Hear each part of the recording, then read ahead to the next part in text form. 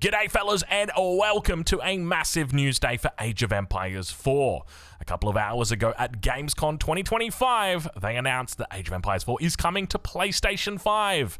On top of that, there's a new expansion called Dynasties of the East. New civilizations, new campaigns, and a new game mode, which is going to be interesting because as far as I'm aware, it doesn't look like it's actually multiplayer. It looks like it's, it's single player. Anyway, let's get into it. We're going to take a look through all of the details. We've got a lot of stuff to go through today, so sit tight because we've got the Steam page that's up unlocking on the 5th of November. We've also got all of the different civilizations and their names. There's 4 of them in total. So looking forward to going through and seeing all the details of that. Of course, we've got a nice little teaser here. This is the PS5 teaser. So the footage that you're seeing here, I suspect it's probably filmed on a PS5. So, one of the I've just gone through and like watched this, and one of the things that really caught my eyes is just how big these battles look here. Like there's a lot of, it must be an FFA. It's the only way that it could be that way. But of course, it comes to PlayStation 5, so we're going to be welcoming a lot more players. The legendary strategy game, and this is what appears to be PlayStation 5 controls. So very cool. You can play GTA 6, and then you can log in for some Age of Empires 4 on your PS5. There you go. You complete the 4, 5, 6. But trebuchets firing off. Have a look at that. Beautiful Chinese base right there across the river. Nice camera work. Experience all the epic expansions, including the all-new, here it comes, Dynasties of the East. I'm just pausing. Can we talk about this biome? Bro, can we talk about this biome? I love this biome. Okay, next. Sorry. This biome, it looks amazing. I think it's got to be a new biome, unless they've just changed it. Introducing the Crucible, a new roguelite RTS experience. This is what caught my eye. I'm like, hold on a minute. You're telling me that we've got a roguelite RTS coming. Select powerful boons. Here you go. Look at this. So we'll be talking more and more about that. And of course, it's coming to PlayStation 5. So let's get into it. Let's talk about these new civilizations and what we know. We'll also be going through Reddit, seeing what the community sentiment is like. We got a lot of big things to get through. It's time.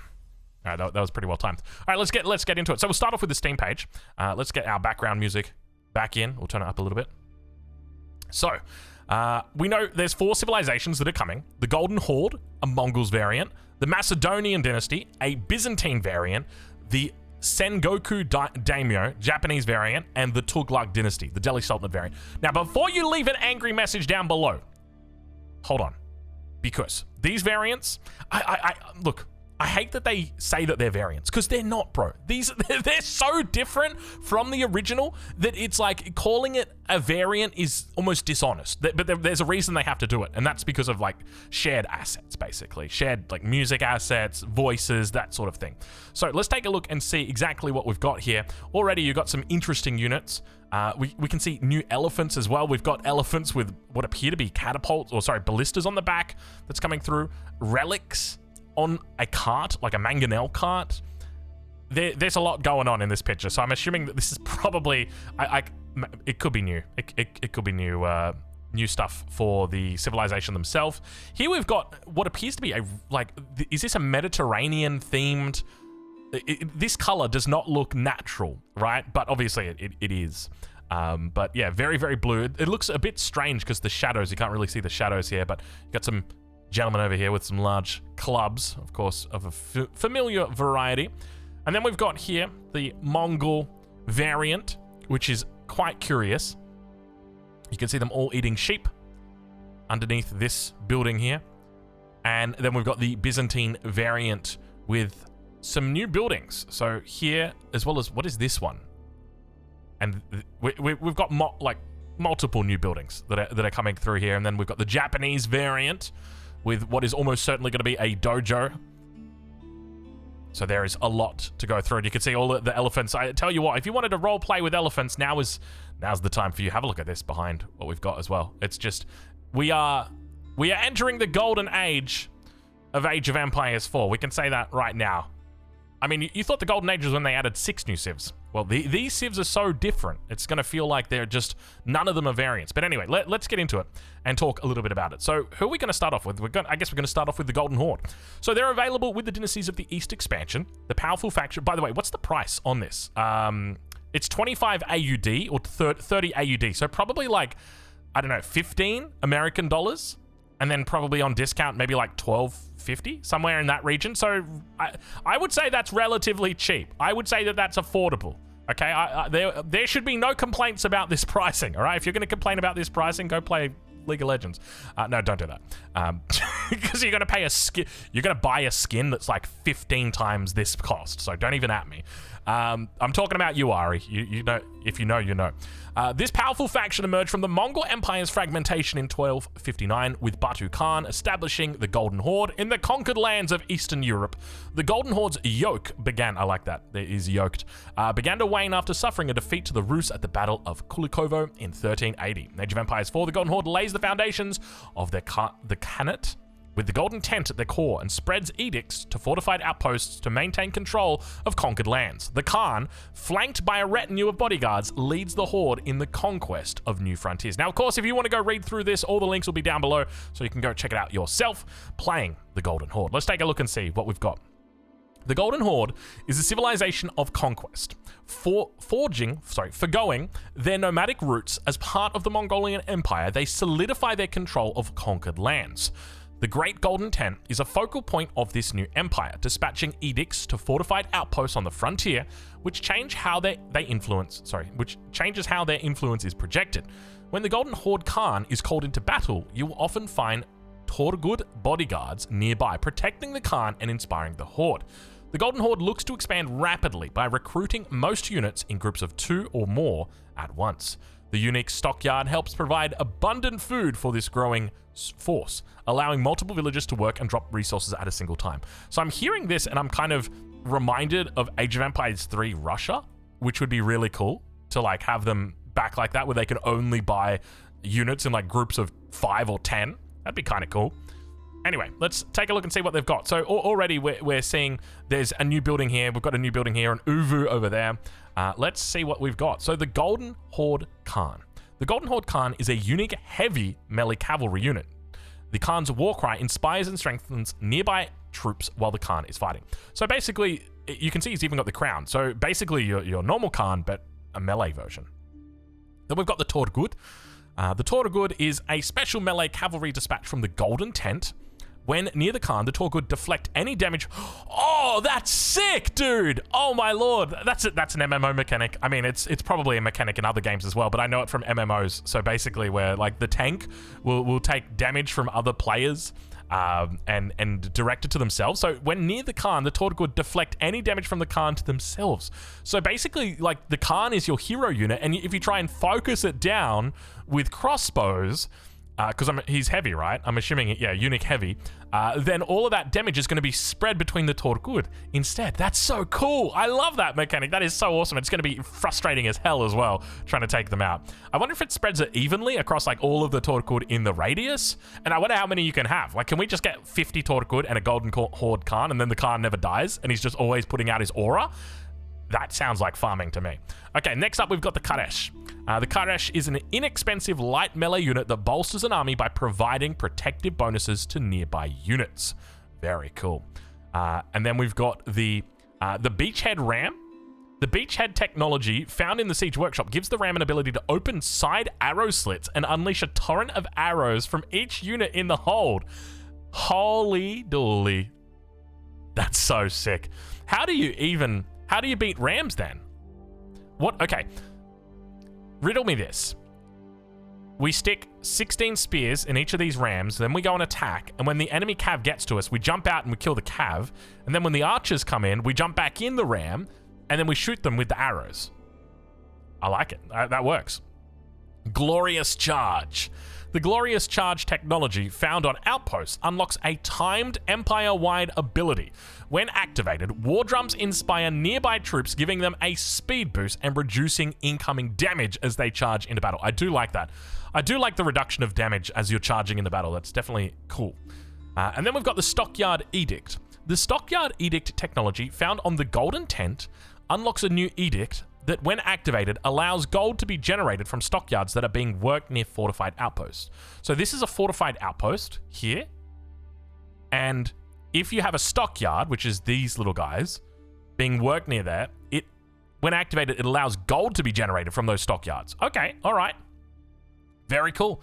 So my understanding of Edict is kind of like, you know, with the Juicy Legacy, how you've got the Temple of the Sun, and the Temple of the Sun can like give you a global buff depending on what you want. Like, do you want extra range on your gunpowder units, or do you want extra speed, or do you want healing? I think it's just like that. That in my head, that's what it is, right? It's like a global edict. Because it's like the Stockyard Edict technology found on the Golden Tent unlocks a new edict that, when activated, allows gold to be generated from stockyards that are being worked near fortified outposts. That's what it sounds like. But maybe it's like a consistent thing. So anyway, the Golden Horde through the ages. Age 1. Bro, this is going to be a long video, so I hope you got a drink. I just finished my coffee. So, actually, it's not finished. Give me a sec. Now it's finished. It's not really. I've got a little bit left. So, yeah, go get a drink. Put your legs up. I'm putting my legs up as well. We're about to get comfy here. Age 1. The Dark Age starts with the foundation of a new Khanate. I'm always just going to say Kaganet. And the construction of the Golden Tent, which can be upgraded to advance through the ages. To support the new growing horde, stockyards can boost early food income by allowing villagers to gather meat and drop it off directly at the stockyard.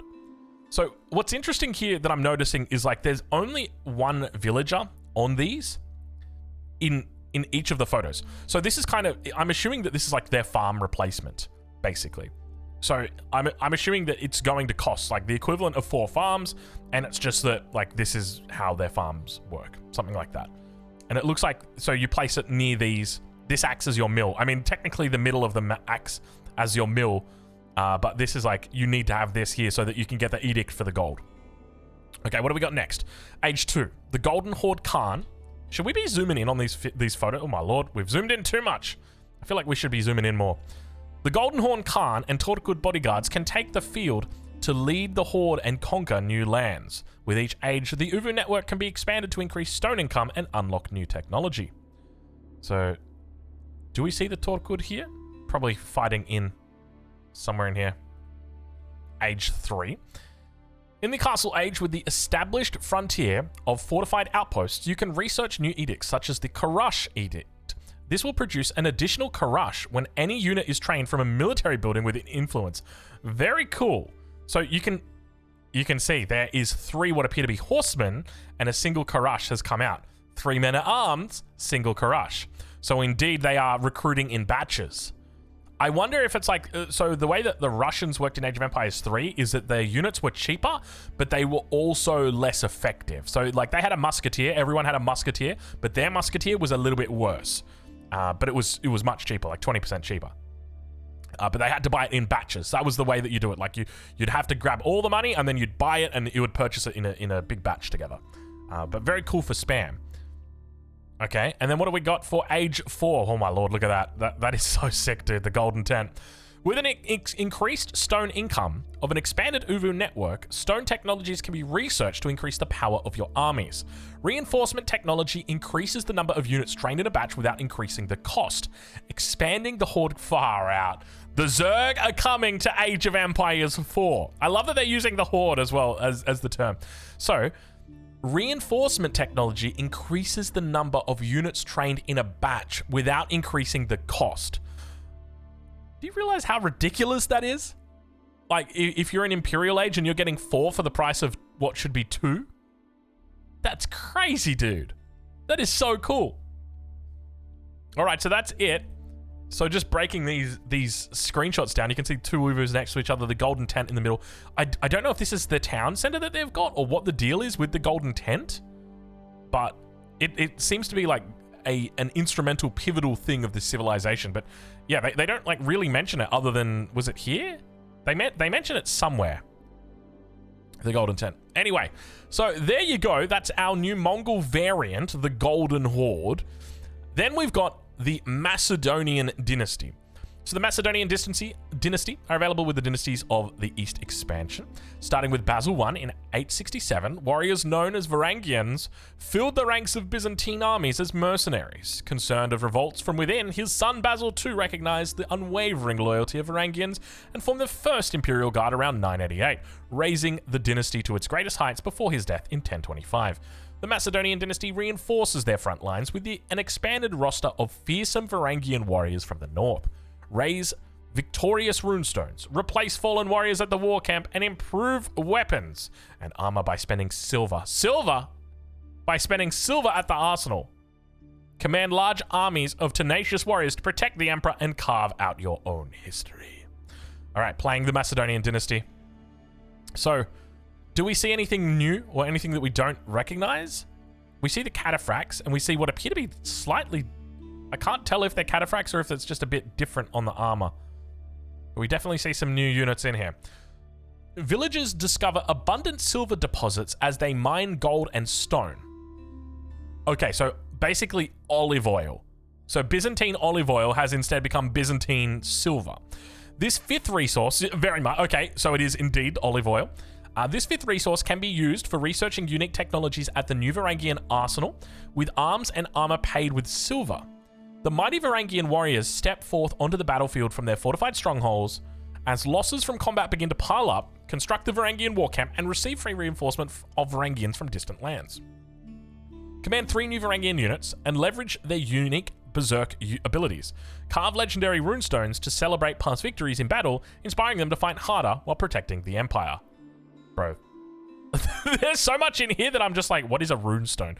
Like, they're just introducing completely new mechanics and concepts, like especially if we go back and look at like the Golden Horde, like the edicts, that's like a new thing that's just very, you know, as I said, right, like these civilizations, it's hard to call them a variant. Like I think of a variant civilization and I'm going back to like the OGs, bro. Like, hey, look, you've got Joan of Arc and that's it. It's like it's an identical civ, but you've just now got a hero, which is still pretty big, but right, like compared to what this is, where it's just like, can I say something, because I'm sure that this will get brought up. I feel like the only reason they're calling these variants and not like brand new civilizations is simply because of the assets. Do you know how much work it goes into making assets like this, right? Like if you can just borrow existing assets and being like, hey, guess what? Like you can do 80% of the work there. You're gonna have to do music. You're going to have to do language. You're going to have to do like voices. You're going to have to do all of the buildings themselves. Whereas if you just make a variant, boom, done. Done in like a quarter of the time. Not even a quarter of the time, maybe a quarter of the time. Still got to do everything else, right? Like still got to, yeah. Anyway, that's my suspicion why they're doing variants, because they can just get so much more content out with the amount of people that they have by doing variants. In saying that though, don't get me wrong, I would love to see new civilizations, or I'd just love for them to call like the new civilizations, their variants, new civilizations.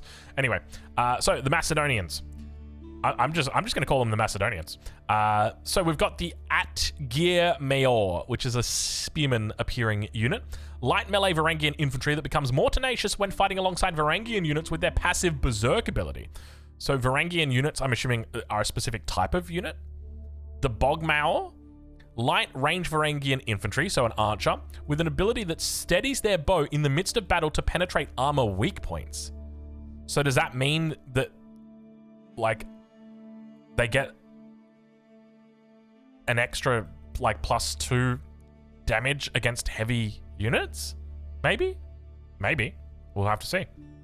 Ridari. Heavy melee Varangian cavalry capable of throwing axes from afar, causing devastating damage before engaging in close quarters. So here we've got a cavalry unit that throws its axes. So pretty cool. Reminds me of something that we've seen more recently with the Knights Templar. And then we've got the runestones. Okay, here are the runestones. Commemorate voyages to the east. As soon as you said commemorate voyages, I thought Vikings. Is it just me? Hold on.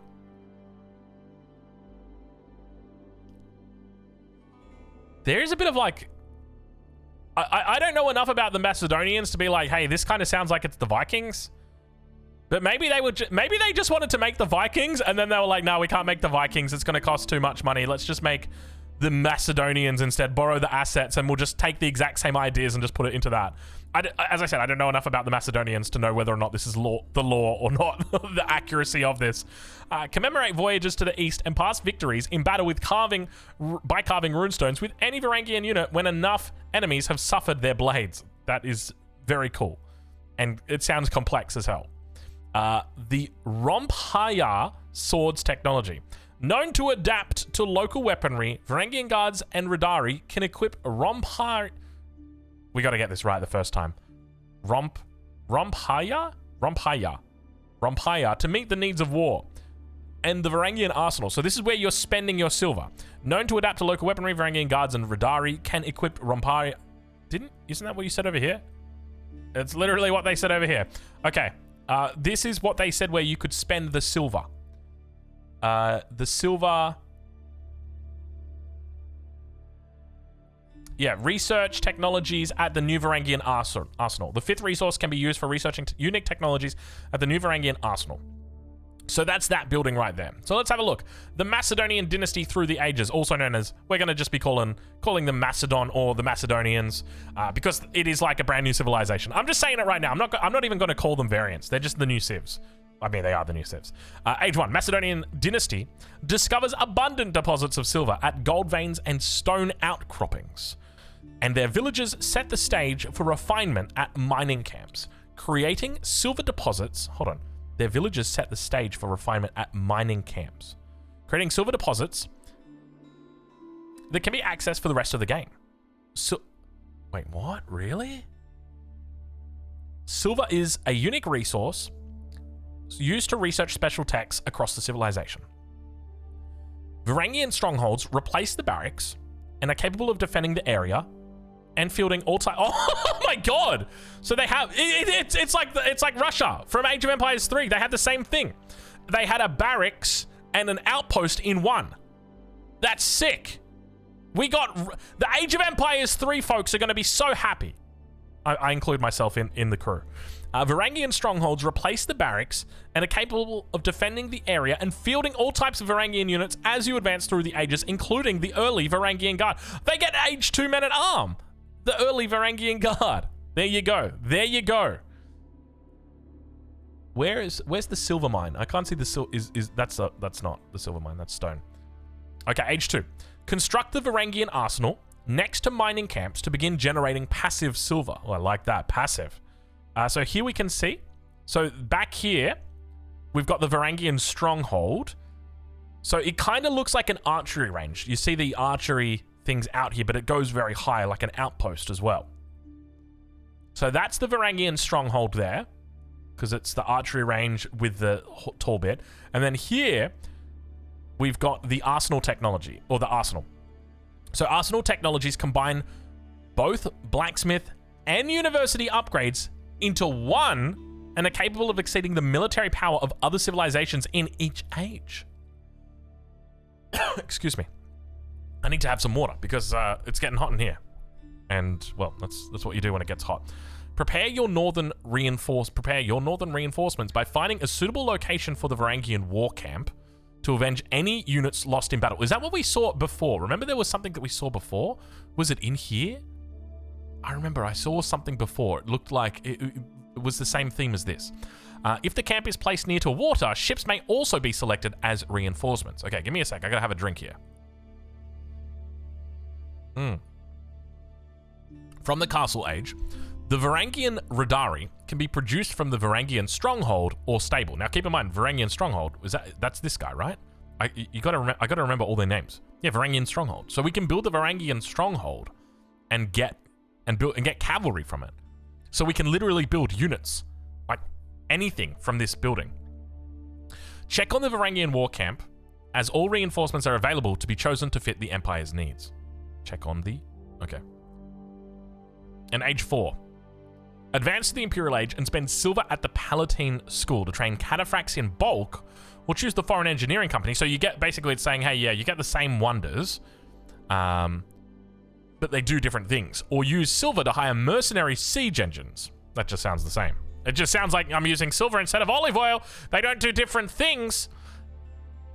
We're just paying our people in different currencies now. Research Roman fire. Okay, this one we can call it a variant. The Macedonians are a variant. Research Roman fire at the siege workshop, granting Springalds a fiery bolt that explodes. Oh, that's sick.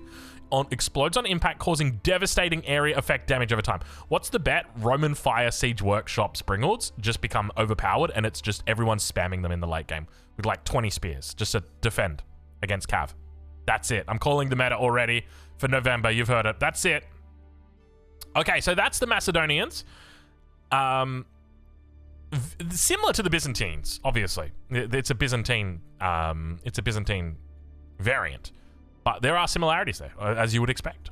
All right, let's take a look at the next one. We have the Sengoku Daimyo. God, how are we only... Dude, we're only 3 out of 4 here. The Sengoku Daimyo are available with the dynasties of the East expansion. The civilization represents the Sengoku Jidai, a period of widespread civil wars that started with the 1467 collapse of the Ashigaru shogunate. I just paused so I could have a drink. From splintered territories rose independent lords called Daimyo that struggled in constant warfare. The period came to an end in 1615 with the unification of Japan under the Tokugawa shogunate. In Age of Empires 4, the Sengoku Daimyo, Sengoku, yeah, so it's Goku, but Sengoku. The Sengoku Daimyo must shape their rule by choosing between 3 Daimyo clans that each specialize in different martial fields. Unifying under a... Hold on, so they must choose...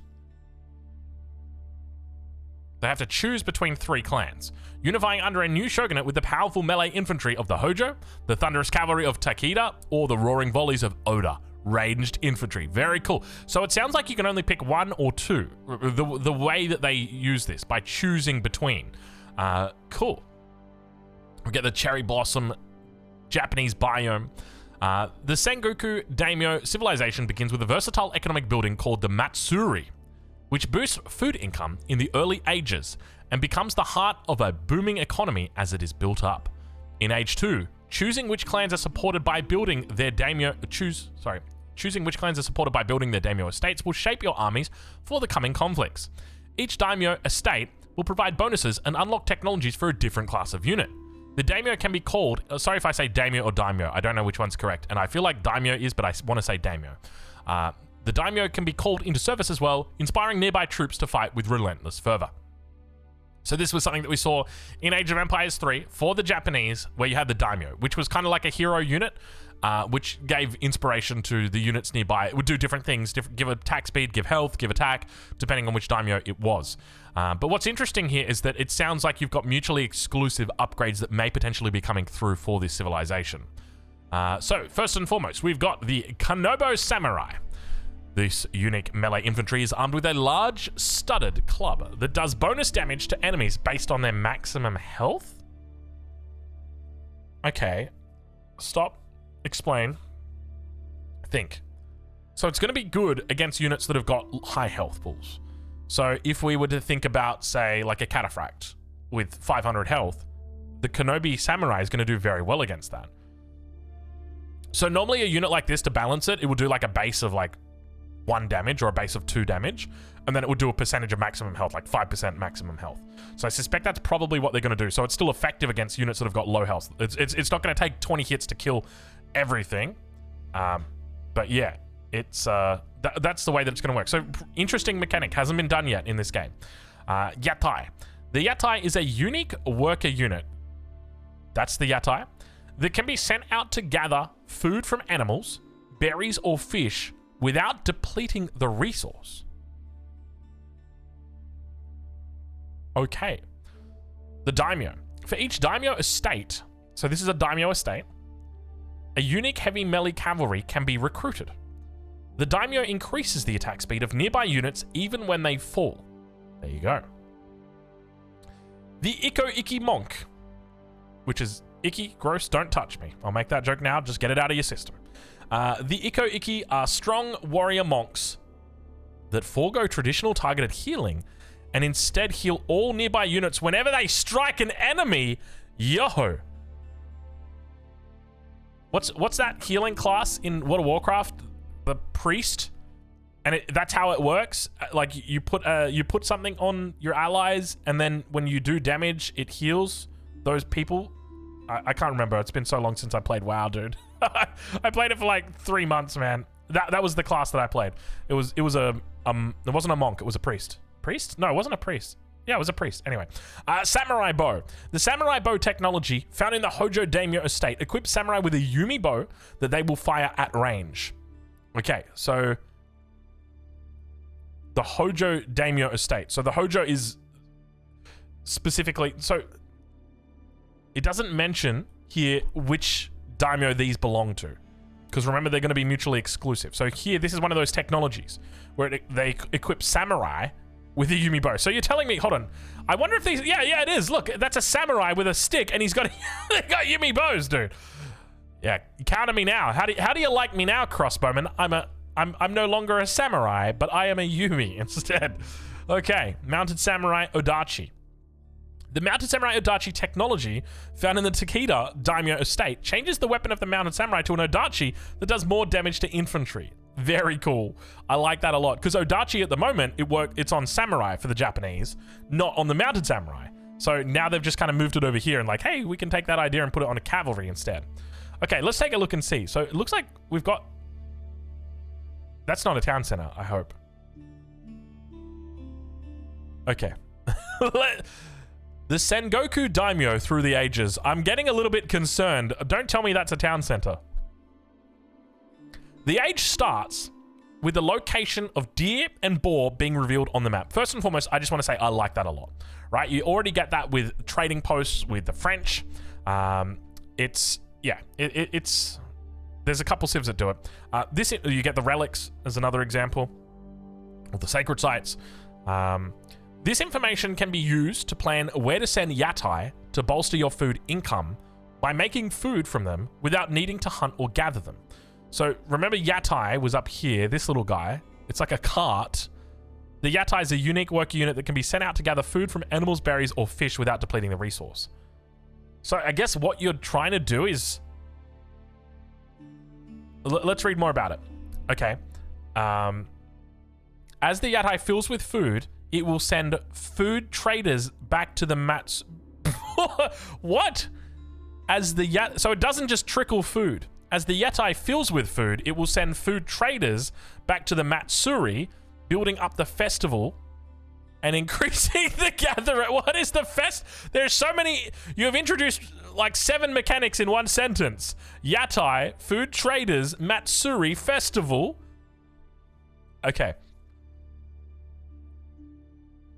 I'm looking to try and see it, because did they mention the Matsuri earlier? I feel like they may have. Yeah, here, Matsuri. So it begins with a versatile economic building called the Matsuri, which boosts food income in the early stages, or the early ages. Is this the Matsuri? Does the Matsuri replace the town center? But if the Matsuri replaced the town center, I feel like that's so big that they would have like mentioned that specifically. On top of that, this right here looks like a trader. So I'm going to go out on a limb and say that right there is not your yatai. Your yatai is up here. That's your Matsuri, which is a town center replacement. And this is the food trader. But now the question, so as the yatai fills with food, it will send food traders back to the Matsuri, building up the festival. So is it saying that the yatai gets filled with food, sends the food trader back, and when the food trader comes back and trades the food to here every time, like bouncing back, that's going to increase, or that's going to build up the festival, which is then going to increase the gathering rate of nearby villages? I'm down. I'm down. I think I solved it. I think I got it. Okay. All right. Actually, is there any picture of like a town center here? I feel like they don't have town centers. There's no photos of town centers yet. Okay, age 2. The armies of the Sengoku Daimyo can be crafted and owned and honed by building Daimyo estates to support one of 3 clans. Oda to support ranged infantry, Tagida to support cavalry, and Hojo to support melee. However, not all clans can be supported at once, yes. So you'll need to choose carefully. So it sounds like you can befriend them and then you can get rid of them by the wording of that. So here we can see the dojos, or the daimyo estates, sorry. And then next up, we've got age 3 with increased support of the Hojo Daimyo clan. The health of melee infantry is increased, and any unit recruited from a barracks within the influence of a daimyo estate gets deflective armor. Very cool. I like that. Fully supporting Hojo clan with 3 daimyo estates allows them to call levies from the provinces to fill the ranks at no cost. Hold on. So are you limited with how many daimyo estates you can make? And then you can ally with different clans with each daimyo estate. So this one... Oh yeah, look at the flags. Yeah. Look at the flags. So this one is for the barracks. So this is for... Where were we? Hojo. This is Hojo, the triangles. I'm gonna zoom in some more. And then this here is the archer one. So you can have 2 at a time. But it said you can't have all of them. But then you can also have 3 of these, and then that's going to max you out. It says here.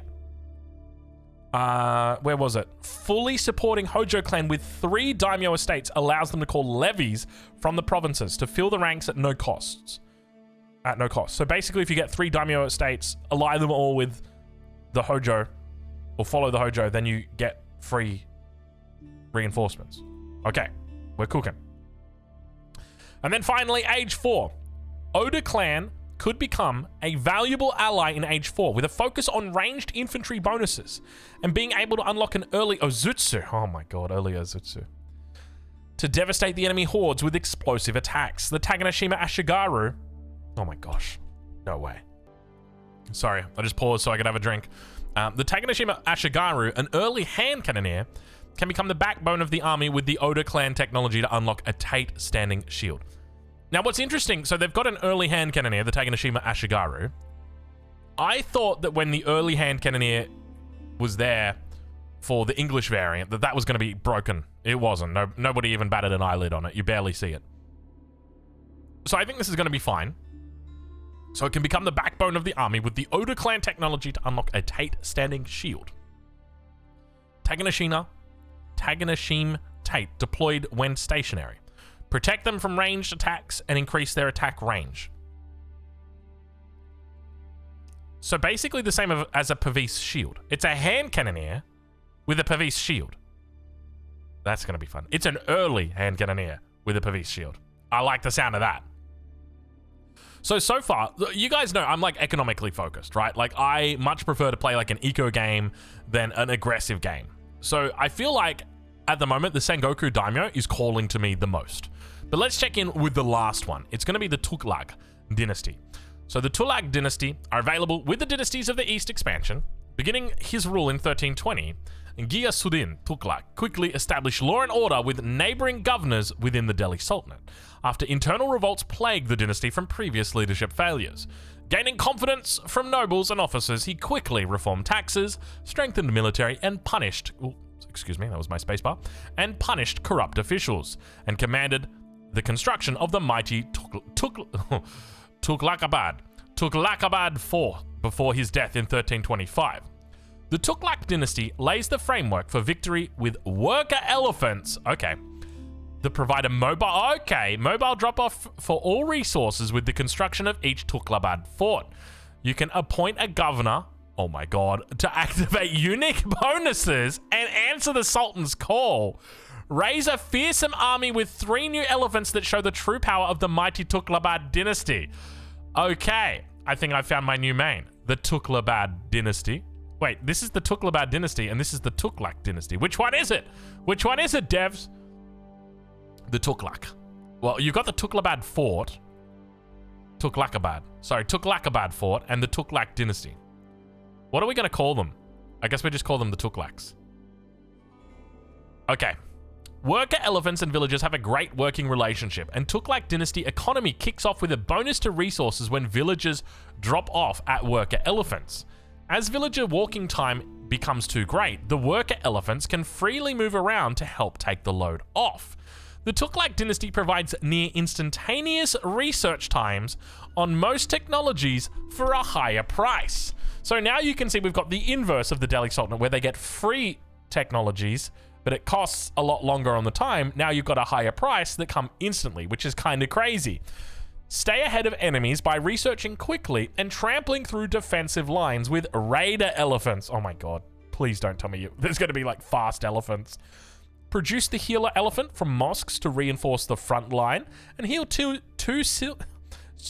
units simultaneously. Tear through multiple lines of enemies with ballista elephants from the siege workshop. Establish Tughlaq forts in key locations and assume region control by appointing governors. This is it. This is our civ that unlocks special bonuses to economy, military, and religion. Oh yeah. The Tughlaq dynasty at a glance. There's another space in there. Sorry, I'm a stickler for that kind of thing. Worker elephant. Elephant that acts as a universal drop-off point, saving time and resources for your villagers to focus on other tasks. Bonus resources are provided when villagers drop off. So there's a couple elements in here. Bonus resources, it's almost reminding me of, you know, an imperial official providing bonus resources. And then universal drop-off. So anything can be dropped off there. So, you know, we've got plenty of those already. And then the fact that it's moving is what's interesting. So we've seen this in, you know, multiple games before, in the Age series or in the Age franchise, the Mythology franchise. So very cool. We don't have it yet here. Love to see it. New mechanics. Next up, Raider Elephant. Look at it. Look at those bad boys right there. Light melee cavalry unit, despite being an elephant, with increased health and an ability to trample through foes, dealing area damage and bypassing threats along the way. Replaces the horseman. So whenever I hear trample through foes, I think of the trample. Is it the trample ability that the cataphracts have got, which allows them to bypass spearmen? And I don't think the spears can actually stop them. So basically it means you're always going to be able to kill backline siege with the Raider Elephant. That's what I'm interpreting here. Ballista Elephant. Heavy siege cavalry mounted with a devastating ballista capable of piercing through multiple enemies. Replaces the Springald. Love it. Tughlaq forts. Oh, we saw this in the video. Appoint governors to oversee bonuses across the civilization. Tughlaq forts contain unique technologies to scale their defenses, weaponry, and increase the power of the appointed governor. Governor of Ajmer. One of 6 governors available at the Tughlaq fort. This governor recruits heavy armored Emir warriors that consume no population space and are more effective when defending near forts. These guys right here. Because they're golden. They're glowing. So are you telling me I can go and get a Tughlaq fort? I can build it next to my enemy's town center. Not like right next to it, but close to it. I can recruit the governor of Ajmer, who is then going to recruit heavy armored Emir warriors that consume no population space and are more effective when defending near forts. And because we're near a fort, because we forward built the fort near the enemy, we can attack the enemy with our more effective units that cost no population. I wonder if they're free. Doesn't sound like they're free. But it kind of does. He recruits heavy armored Emir warriors. Like, it's not like all of a sudden you gain the ability to do it. It's telling you, like, he is recruiting them for you. I think that they're free. Okay. Collateral damage technology. Oh, God. Reinforce elephant tusks with deadly spikes to increase their damage output, causing catastrophic damage to anything caught in their way. What does that even do? Does that make them like the Cuirassier from Age of Empires 3? It gives them an AoE attack? Because if that's the case, that's going to be absolutely broken. That is very hard to balance. The Cuirassier is... Anyone who's played Age of Empires 3 knows how broken the Cuirassier is once it gets to late game. Like, you can't stop it. There's no stopping it. There's nothing that even gets close. Okay. All right. I think I've found my civilization, the Tughlaq dynasty. Welcome, guys. Tughlaq dynasty begins the Dark Age by assigning hardworking elephants to assist villagers with collecting resources. By being their preferred drop-off location. Worker elephants can move freely around, allowing for easy reassignment of resources whenever needed. As the dynasty begins to age up, villagers and working elephants begin collecting stone and laying the foundations for Tughlaq forts and their incoming governors. Age 2. Begin construction of a Tughlaq fort. So you can get these in Age 2, they're not Age 3, and choose between one of 6 governors to appoint. Governors offer up to 4 tiers of bonuses to economic, military, religion, and more. Tughlaq forts replace keeps and have unique ways of scaling weapons and defenses that aren't restricted by age. Hold on.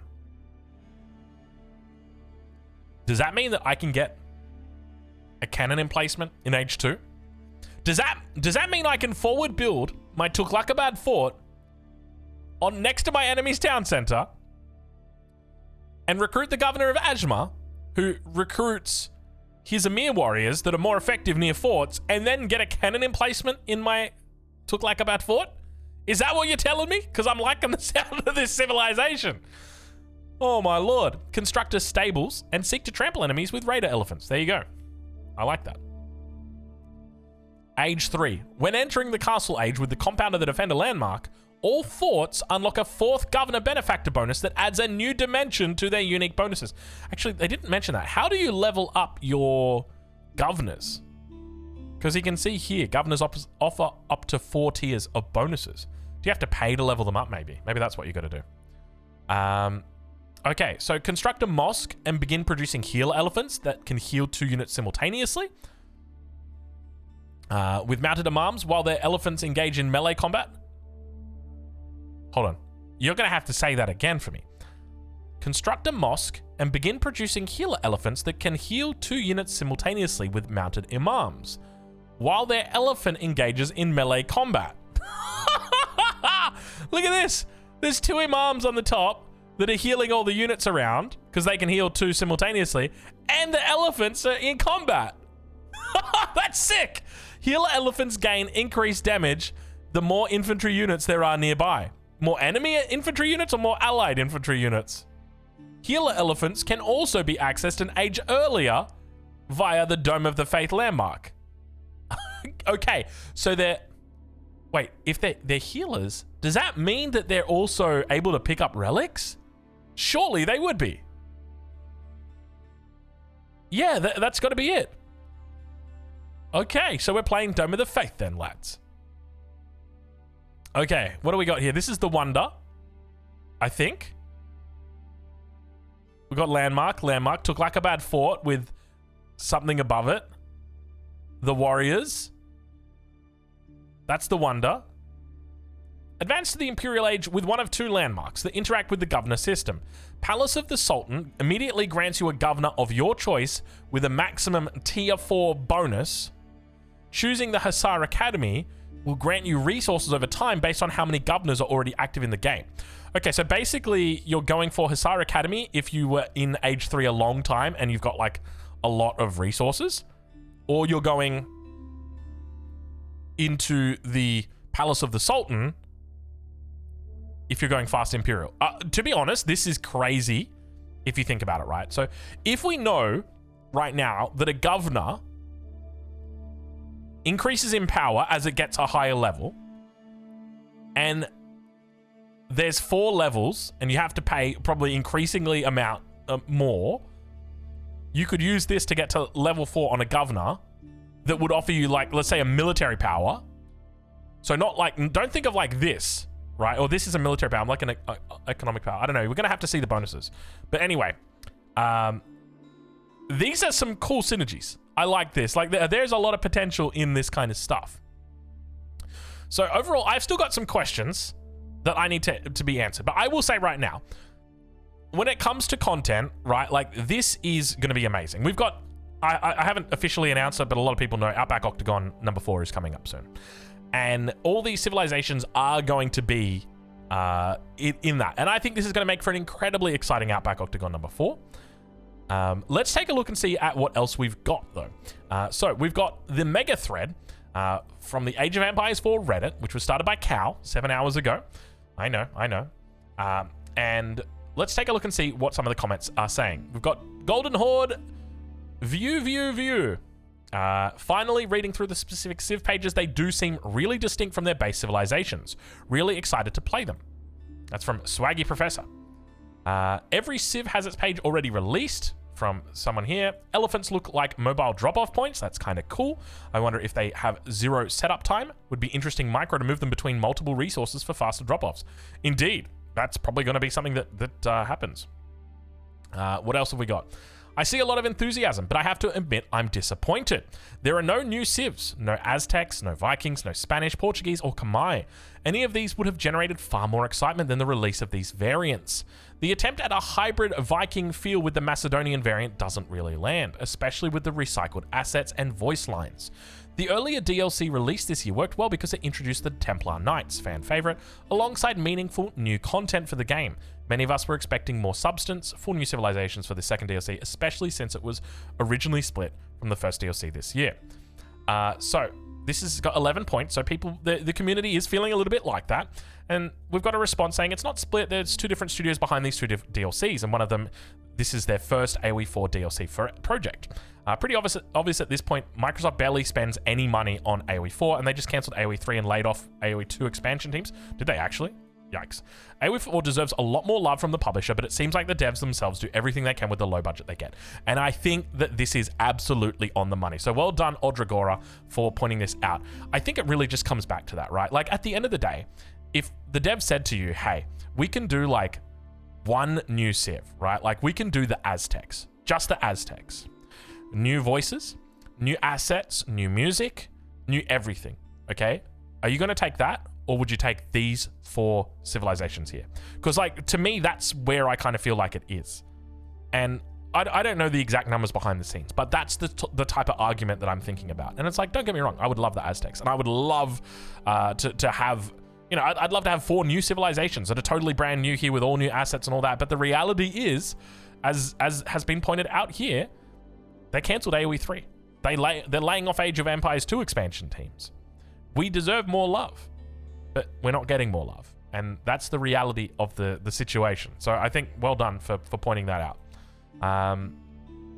Okay, and someone, Mithric, comes in and says, not gonna lie, to me the Macedonian and Tughlaq feel like aborted versions of the Vikings and the Khmer. As in, they didn't want to go the whole way with making all the assets for these civs, so they just made them a variant instead. And I can see that 100%. Khmer, there's obviously a lot of elephants, and we saw that here. Vikings, we definitely saw influence there. These variants all look fine and dandy, and I'm sure it would be fun to play, but it's just disappointing that there's no fully new civs at this point. It just looks like the devs want to fully lean into making variants instead.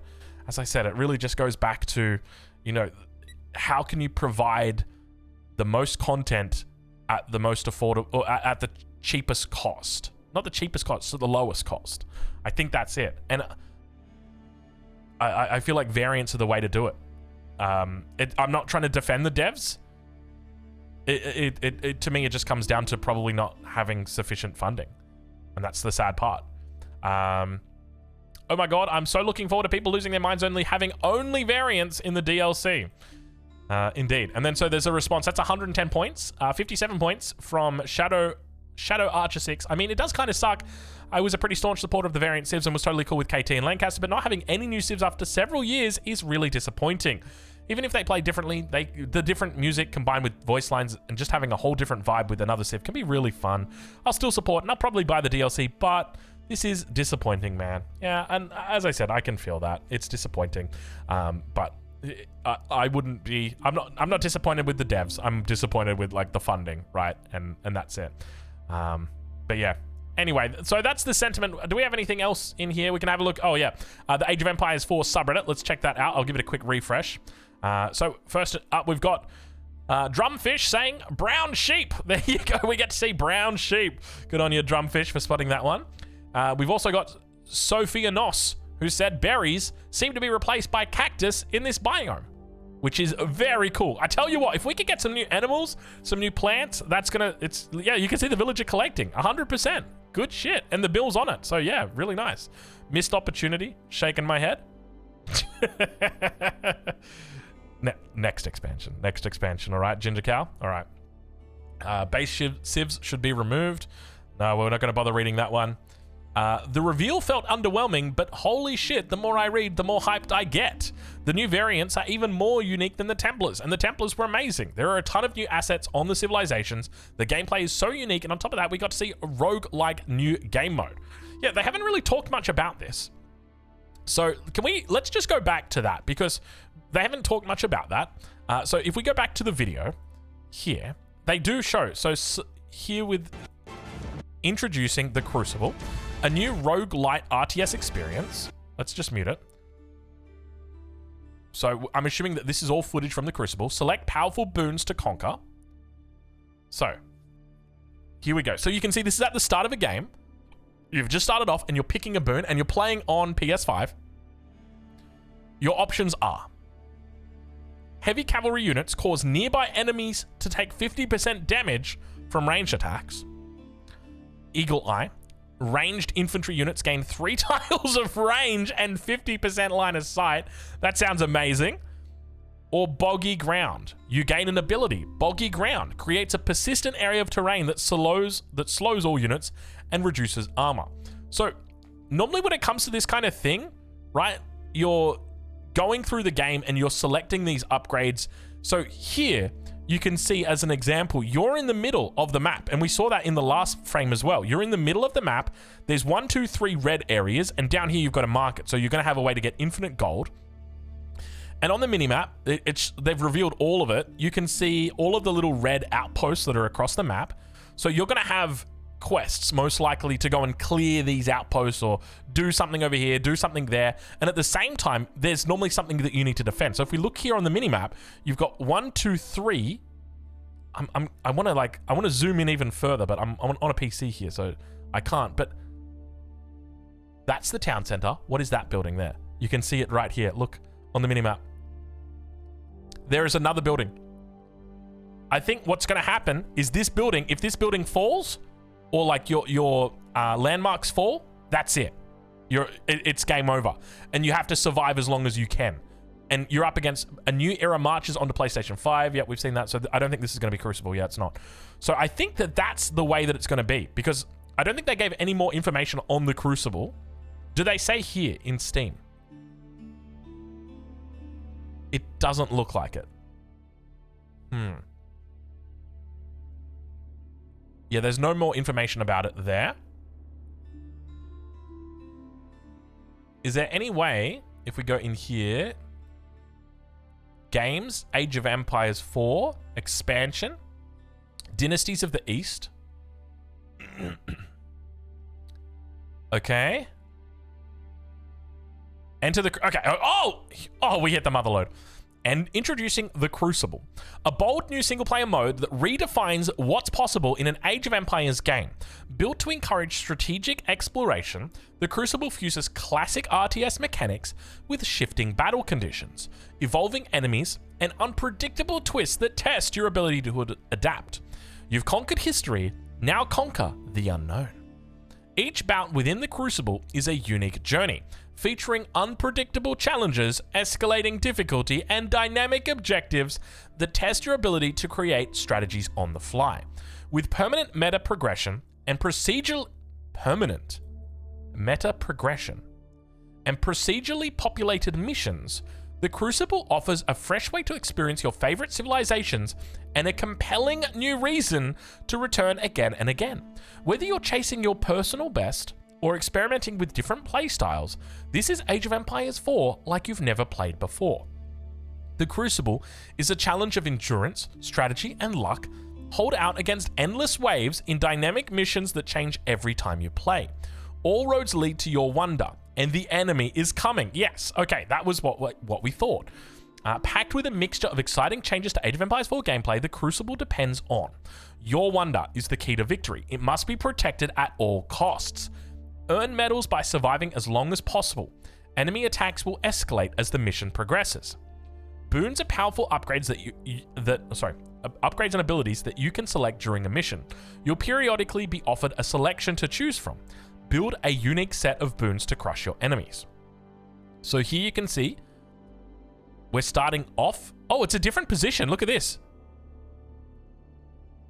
So starting off, immediately gain 1,000 stone, immediately gain 1,000 wood, Or berry bushes gain 250 more food, and villagers gather berries 100% faster. Oh, I would take that.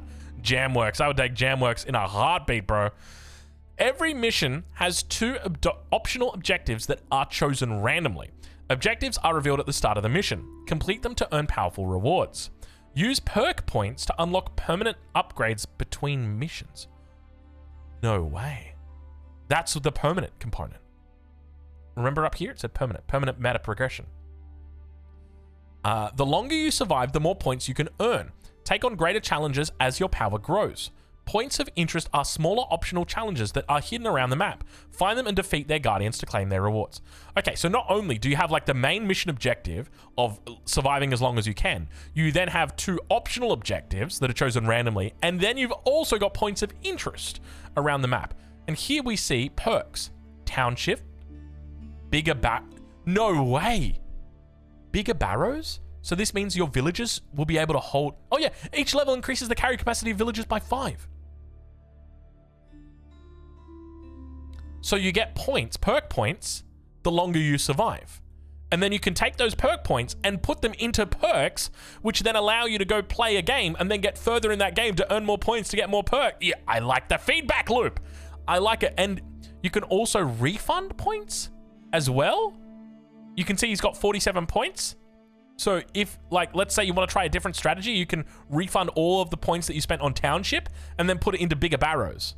Because maybe you want to try a different strat with a different civ. Like maybe if you're playing the Holy Roman Empire, you want to be focused on like defenses. Whereas if you're playing a different civ, like the English, you want to be focused on archers. Oh my God, that's going to be so sick. That's actually going to be so sick. Bro, that's a new biome, right? 6 new biomes! Bro, why don't you put that on the front cover? 6 new biomes. Dense overgrowth of the tropical rainforest? Bro, we're an hour and a minute through this video and you're telling me there's 6 new biomes only now? Conquer 8 new maps? Yo. Okay. Hey man, that's a pretty good price for that much content. Anyway, we're gonna leave it there. Hopefully you've enjoyed this video. If you have, leave a like down below. And of course, we'll catch you on the next one. Dude, I'm pumped. I'm absolutely pumped. Wow. Wow.